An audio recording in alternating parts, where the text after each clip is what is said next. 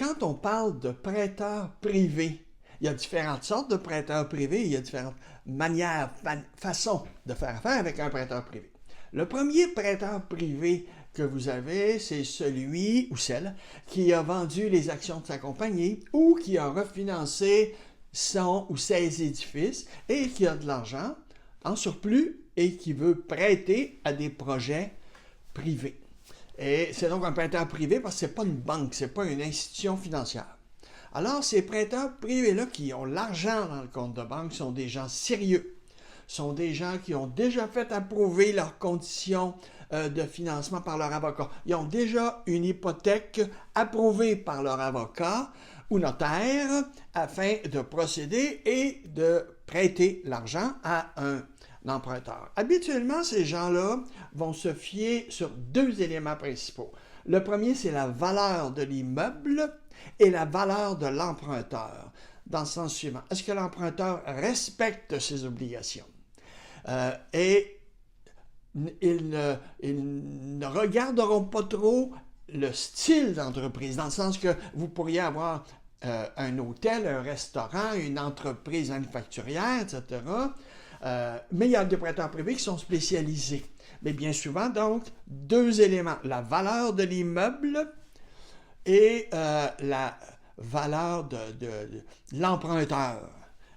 Alors ça, c'est le premier prêteur privé qui est un excellent prêteur privé parce que on est certain que lorsqu'il va arriver au déboursé devant le notaire, il va envoyer l'argent au notaire pour vous la prêter.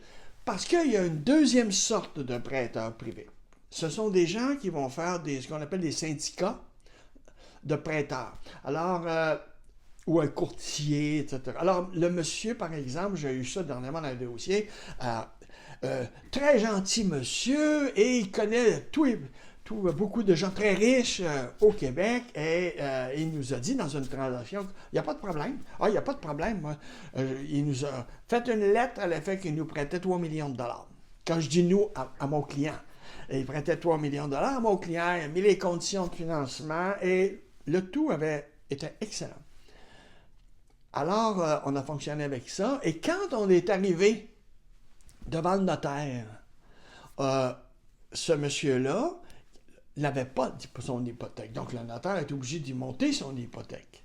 Parce que ces prêteurs privés ont des conditions spéciales dans leurs hypothèques. Alors, deuxièmement, le prêteur privé, lorsqu'il est arrivé le moment de débourser, il n'a pas déboursé. Il n'avait pas l'argent. Parce que lui, il doit collecter l'argent un peu partout. Et la manière dont ça fonctionne, ça peut être en deux manières. La première manière, c'est que lui, il collecte tous les fonds, il les met dans un compte, puis il prête. Ou il demande à chaque prêteur privé d'envoyer les fonds au notaire. Alors, ça peut être un prêteur privé qui aurait, dans ce cas-là, 1 million, l'autre aurait 1,5 million, etc. Alors, il regroupe différents gens, et ce prêteur privé-là, qui fonctionne par un syndicat, va avoir bien souvent, par exemple, des médecins, des ingénieurs comme clientèle, etc. Dans le cas qu'on avait, nous autres, il n'a jamais déboursé son montant parce qu'il ne l'a pas obtenu de ses clients. Alors, et mon client avait payé 62 000 $ pour faire affaire avec ce prêteur privé-là contre mes recommandations. Je lui avais recommandé de ne pas payer les honoraires de ce prêteur privé-là parce que quand on ne le connaît pas, il faut être très prudent. Alors, il a payé à l'encontre de mes recommandations, puis il a perdu 62 000 $. Bon, alors ça, c'est le deuxième prêteur privé. Le troisième prêteur privé, c'est quelqu'un qui va faire du prêt privé et il va débourser le prêt, mais il va aller se chercher un autre prêteur en arrière qui va participer avec lui. Alors, je prends un exemple. J'ai un client qui a besoin de 5 millions de dollars pour acheter un hôtel. Et il n'a pas la totalité du montant. On a obtenu un financement d'une banque, mais il n'a pas la totalité du montant.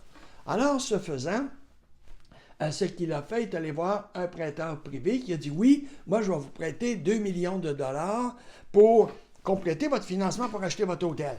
Mais Alors, il l'a fait, il l'a déboursé. Mais en même temps qu'il faisait ça, il avait un autre prêteur privé qui intervenait à l'arrière de lui et qui prenait une hypothèque sur son hypothèque à lui. Et donc, ce prêteur privé-là, par l'ajout de l'autre, venait réduire son exposure financier, son prêt financier. Alors, c'est plusieurs manières de faire affaire avec les prêteurs privés et il est important de connaître le marché. Ce n'est pas un gros marché, le marché des prêteurs privés. Il y a des prêteurs privés qui vont se spécialiser, par exemple, seulement qu'à Montréal et dans la couronne de Montréal.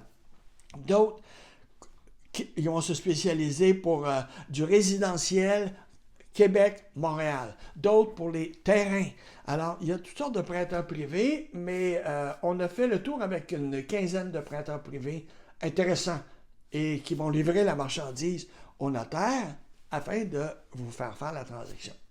Si vous voulez plus de renseignements, n'hésitez pas à me contacter et ça me fera plaisir, en regard de votre projet immobilier, de voir comment on peut le financer et de vous faire des suggestions comme courtier immobilier commercial en affaires depuis 48 ans maintenant et avocat à la retraite. Alors, merci et contactez-moi à la prochaine. Merci.